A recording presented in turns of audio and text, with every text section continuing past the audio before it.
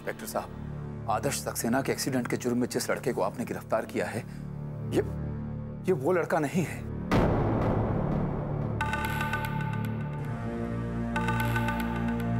आदर्श के एक्सीडेंट से जय का कोई लेना देना नहीं है। नहीं, इस बात की कोई गुंजाइश नहीं है कि हमने किसी गलत आदमी को अरेस्ट किया है। आईजी साहब ने हमें खुद इसे हवालात में बंद करने के लिए कहा है और इसने अपना जुर्म खुद कबूल किया है।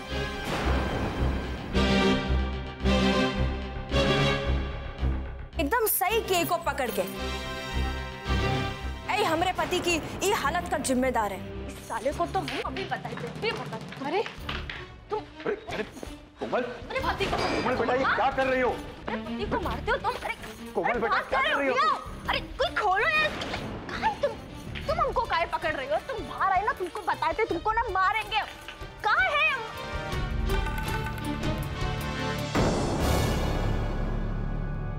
ए कोमलिया,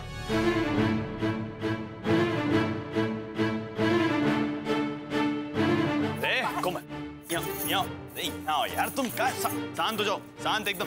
अरे क्या चाहती हो तुम? अरे हुकुम।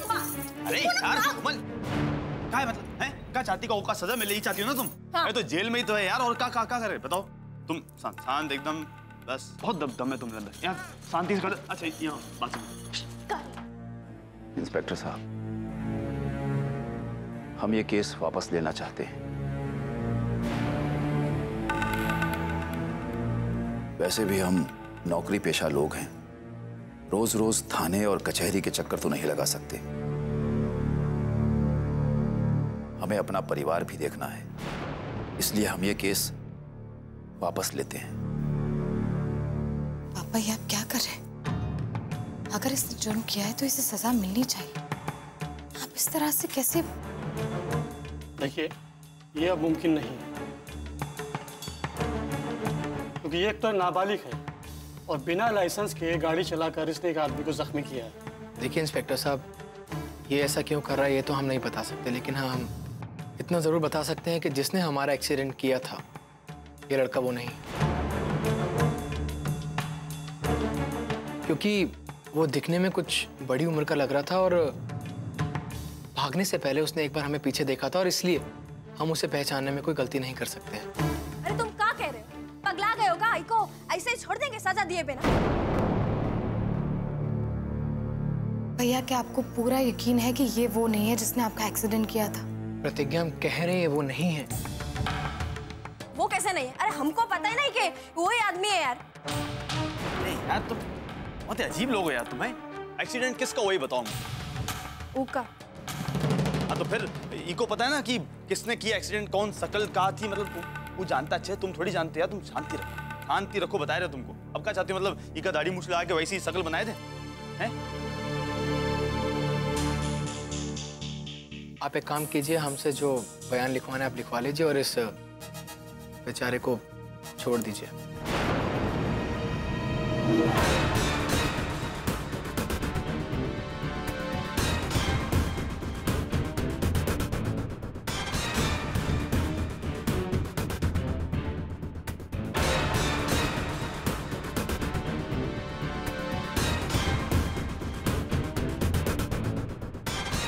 तो ठीक है, आप इन्हें ले जा सकते हैं।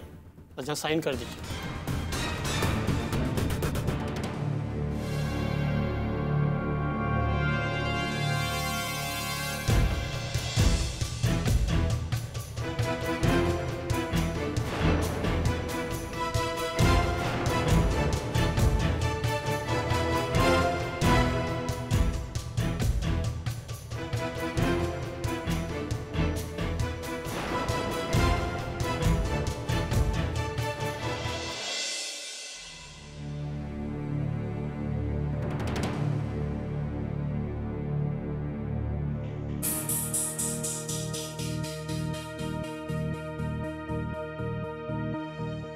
धोखा लगा रखा है।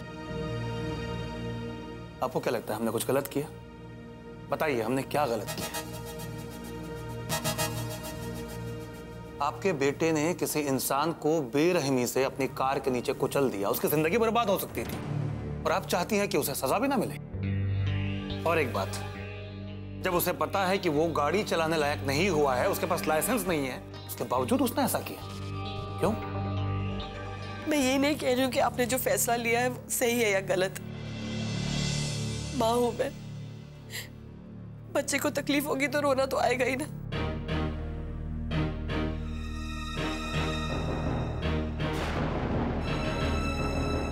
और वो भी जब पता चले कि वो हवालात में है। लेकिन मुझे आपसे कोई शिकायत नहीं, आपने जो किया ठीक किया। मुझे तो बस अपने बेटे की चिंता है। पापा, क्या आपको यकीन है कि सज्जन सिंह ने जो कुछ भी कहा है वो बिल्कुल ठीक है? क्योंकि पापा, मुझे नहीं लगता कि जय ऐसा कुछ कर सकता है। और आपको सज्जन सिंह जैसे घटिया इंसान पर यकीन है पापा? इसका मतलब तुम्हें हमारे काम करने का तरीके पे शक हो रहा है?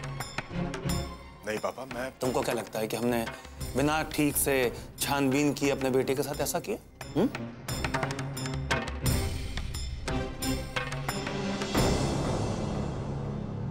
जय की इस गलती का कारण तुम लोगों का लाड़ प्यार है। तुम लोगों के लाड़ प्यार की वजह से ही उसकी इतनी हिम्मत हुई कि हमारा बेटा होकर हमारी नाक के नीचे उसने ऐसे करतूत की है। और एक बात ध्यान से सुन लो, सज्जन सिंह जैसे लोग हमारे बेटे की इस करतूत का फायदा उठाने की कोशिश करें, कानून के साथ खिलवाड़ करें, ये बात हमें किसी भी कीमत पर मंजूर नहीं है।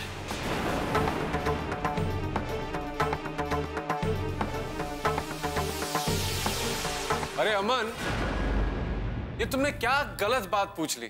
हाँ, जो कुछ हो रहा है या हुआ है या जो भी ये सब करवा रहा है, इसमें इनकी क्या गलती है? गलतियां हम करते हैं, घटिया इंसान जो है।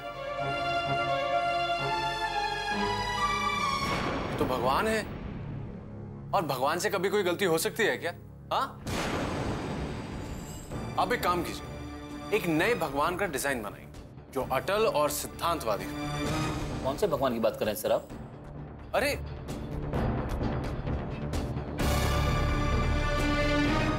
खैर छोड़िए। मेरे भाई अमन, तुम्हारी शादी तो लटक गई, अब वो इस पर गिरेगी या उस पर, क्या पता।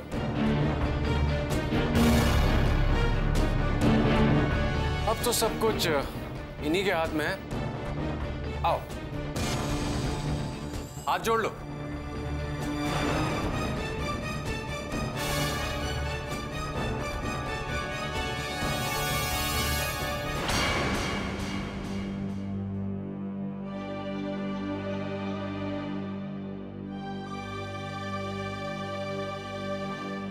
तुम नहीं चलोगे हमारे साथ अंदर?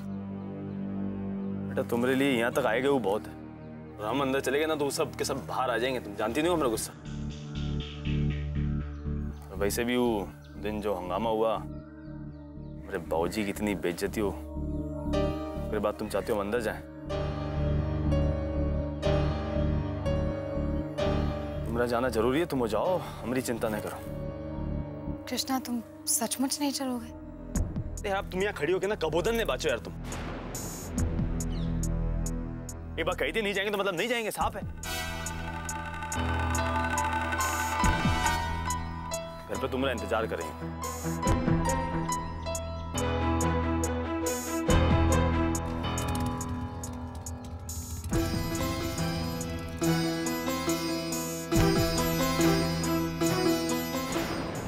अमन, तुम्हारी माँ कुछ ज्यादा ही परेशान है, उसका ध्यान रखना।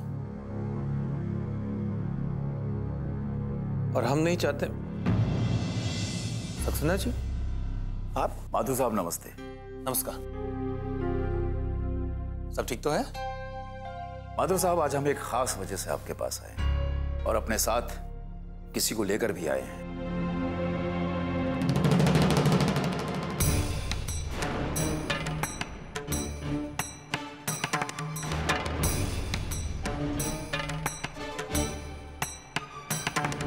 जय जय कैसे है? इससे तो थाने में होना चाहिए। माथुर साहब, जय को हम छुड़ा कर लाए हैं।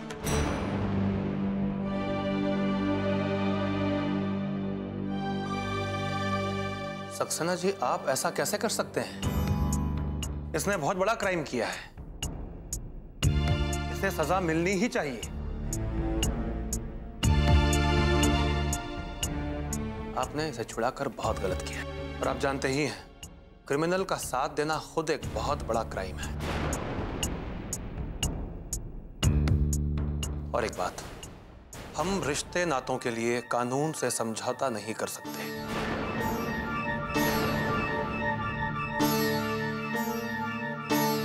इसने सिर्फ आदर्श को अपनी कार से टक्कर ही नहीं मारी, उसे सड़क पर मरने के लिए तड़पता हुआ छोड़कर भाग गया था ये। माथुर साहब, हम आपकी सारी बातों से सहमत हैं, पर जय ने जो कुछ भी किया है वो एक क्राइम नहीं था, वो एक गलती थी, उसकी भूल थी जो हो गई।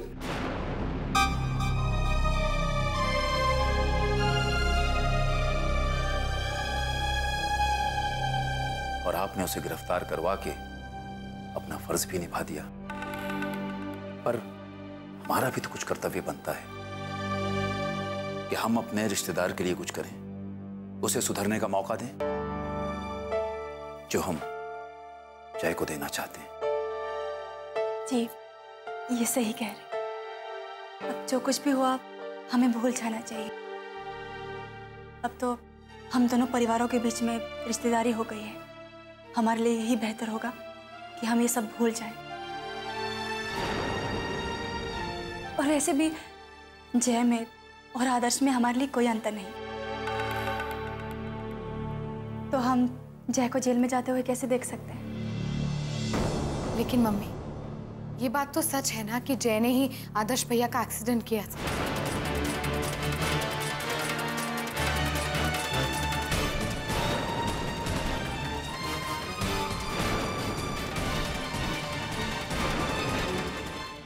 और अगर ऐसी बात है तो पापा आप उसे माफ करके उसकी गलतियों पर पर्दा डाल रहे, जो आगे हानिकारक हो सकते हैं। तुम जो बोल रही हो तुम्हें समझ में आ रहा है। जब तुम्हें लगता है कि इसमें कोई गलत बात नहीं है तो पुलिस की बात क्यों कर रही हो? हम इस बार में कोई बात नहीं करेंगे। तुम जानती हो तुम कहाँ खड़ी हो, अपनी बहन के ससुराल, इसलिए चुप रहो। ये बात से तुम लोगों को ना जरूर कौनो परेशानी नहीं होगी, लेकिन जौन हमरे पति कोई तकलीफ में डाला है ना, उसका कारण ही जय है।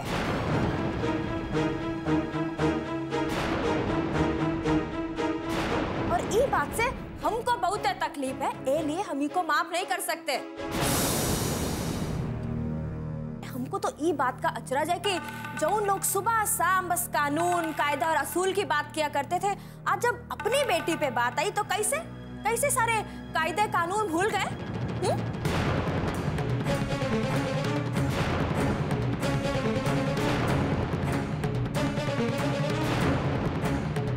लेकिन हम नहीं भूल सकते।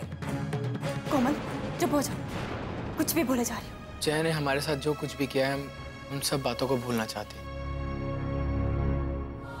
क्योंकि इस व्हील चेयर पर बैठ के बहुत ही बेबस और अजीब से महसूस करते हैं हम। अब आप बताइए कि जय को सजा देने से हमारा जो नुकसान हुआ है उसकी भरपाई हो पाएगी? हाँ, नहीं ना।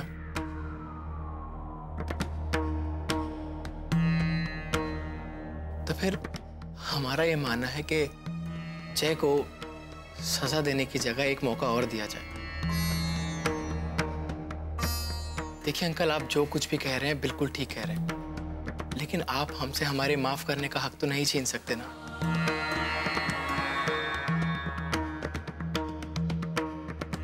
खैर, जय ने हमारे साथ जो कुछ भी किया उससे हमें काफी तकलीफ हुई है, और लेकिन फिर भी हम उसे सजा नहीं देना चाहते, एक मौका देंगे।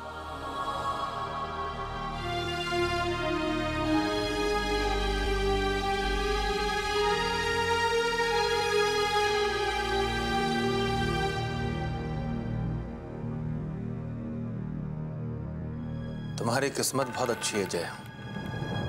इतना घिनौना काम करने के बाद भी कोई तुम्हें सजा नहीं दिलाना चाहता।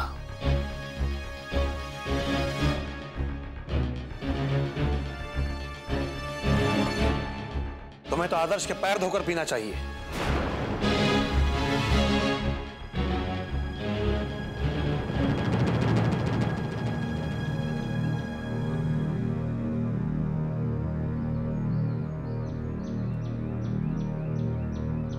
चलो बेटा चलें। पापा एक मिनट।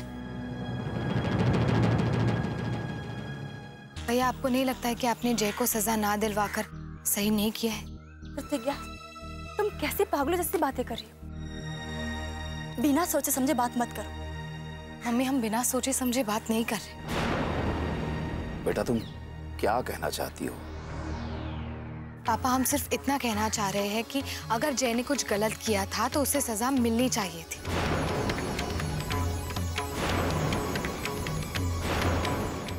आज तो आदर्श भैया बच गए हैं और उसे सजा दिलाने से भी बचा लिए, लेकिन इसमें किसी की जान भी तो जा सकती थी ना। आपने उसे सजा ना दिलाकर उसकी हिम्मत बढ़ा दी। ऐसे में अगर कल को उसके हाथों दूसरा एक्सीडेंट हो गया और उसमें किसी की जान चली गई तब?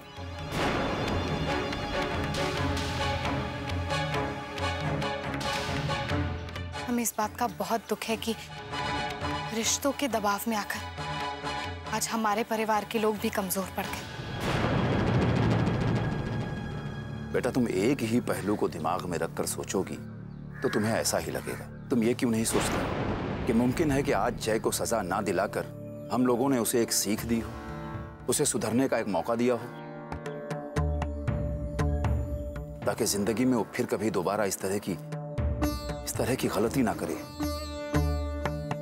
अरे जिसको जौन कुछ करना था ना करके निकल गया और हम सब यहाँ अपना माथा फोड़े। अरे इस साथ झूठ सही गलत का फैसला ना घर जाके करेंगे। हाँ अब चल बो। अरे चल बो के यहीं जमे रहे वो यार, चलो ना।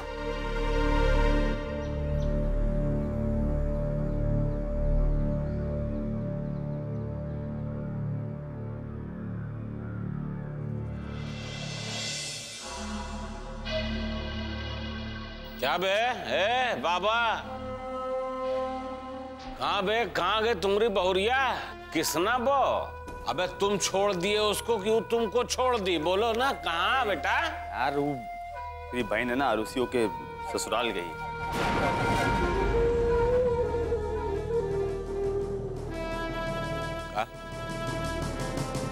क्या बोला? आरुषि के ससुराल? ओ माथुर साहब, वाह माथुर साहब के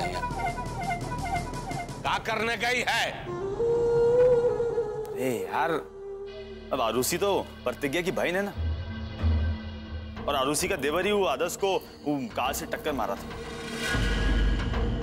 मतलब वो मारी नहीं थी, वो बस वो ऐसे ही बस का बस बे का तो कहती बात करो बेटा, बता दे बे टक्कर मारा था नहीं मारा था? अरे मुंह खोल के साफ साफ बोलना। मट्ठे में ससुर मिस्री खोल रहे हैं बेहुदा। अरे यार तुम आलस में, तुम बाबूजी यार तुम मनबो नहीं यार, तुम बिल्कुल हैं। मतलब फुल स्टोरी सुने तुमको बहुत है आनंद आता है यार। ले सुनो बैठ के, आरुषि है उका देवर। अरे पुलिस को लगा वही आदर्श का एक्सीडेंट किया, उका उठा के ले गई। फिर आदर्श को जेल बुलाया। उन्होंने आदर्श आए के बताया उन सबका कि ये जो लौंडा है वो देवर का नाम का जाए दो, वो जो देवर है वो एक्सीडेंट नहीं किया।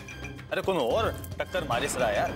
तो बस फिर का फिर वो जो केस था वो वापस ले लिया, और वो ससुरे वो देवर का नाम का जाए दो यार जो भी है उनका ससुर आईजी के घर ले गए। अब जब पूरा परिवार साथ में गया घर तो फिर तो प्रतिज्ञा भी साथ में जाएगी ना यार। इतनी मतलब साफ साफ सीधी सी बात, समझोगे नहीं समझोगे? तुमको और विस्तार बताएं।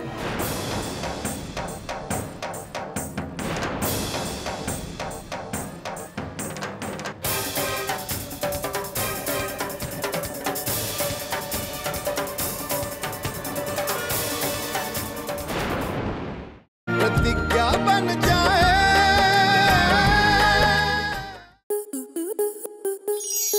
स्टार प्लस के YouTube पेज पर आने के लिए आपका धन्यवाद। अपने फेवरेट शोज देखने के लिए subscribe to Star Plus YouTube page and hit the bell icon.